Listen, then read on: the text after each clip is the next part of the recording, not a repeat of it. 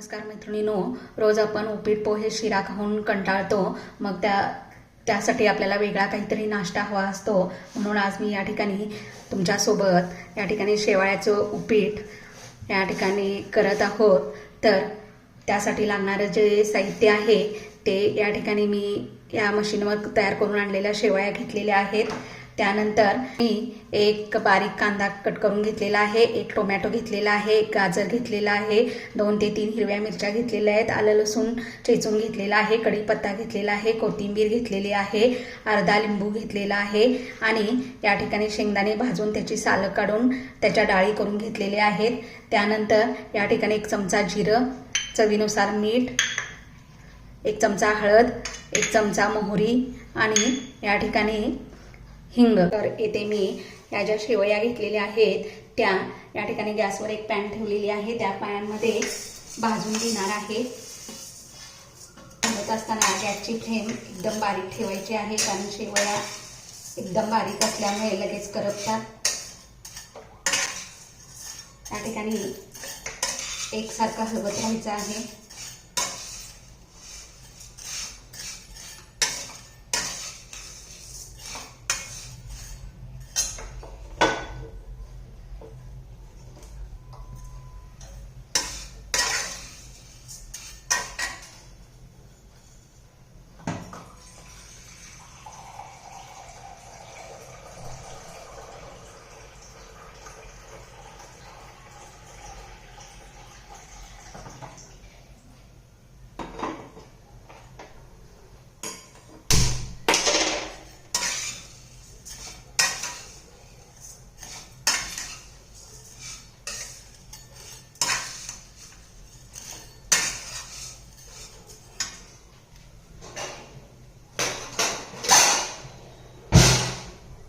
येथे शेवया मी 1 वाटी घेतलेले आहेत. मी 4 लोकांसाठी या ठिकाणी हे उपीट करत आहे.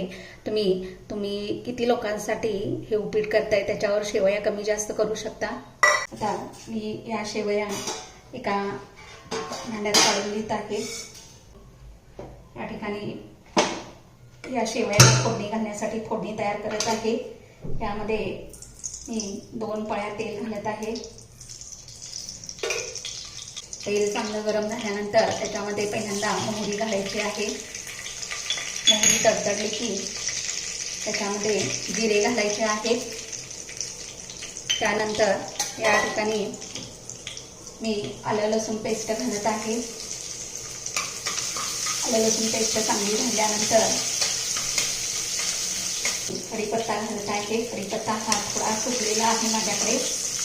याच्यामध्ये बारीक चिरून घेतलेली मिरची घालायची आहे. मिरची चांगली भाजली म्हणजे त्याचा चांगला तिखटपणा त्यामध्ये उतरतो. मिरची आपली भाजलेली आहे. त्यानंतर मी एक बारीक चिरून घेतलेला कांदा जो होता तो यामध्ये सोनेरी रंगावर भाजून घेत आहे. हा कांदा भाजल्यानंतर मी टोमॅटो या ठिकाणी चिरून घेतलेला आहे ते घालत आहे.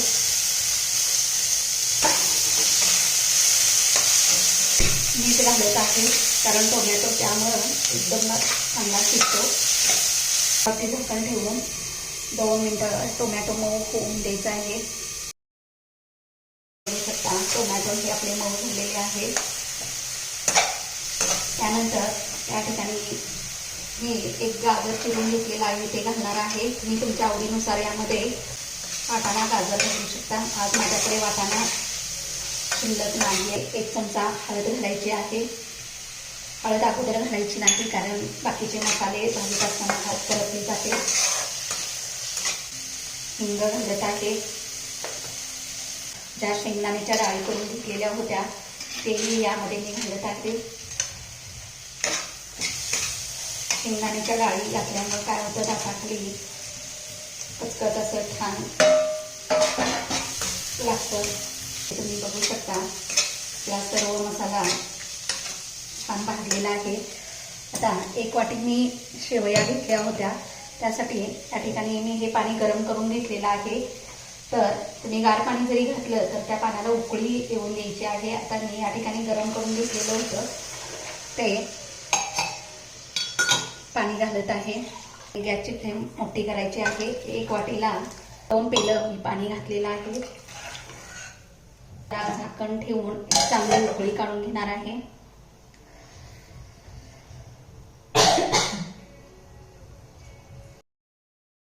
तर इथे तुम्ही बघू शकता या ठिकाणी आपल्या पाण्याला चांगली उकळी आलेली आहे.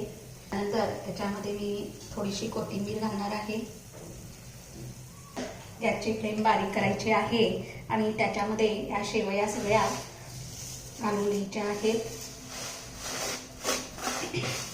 आणि याला या ठिकाणी मिक्स करून घ्यायचं आहे.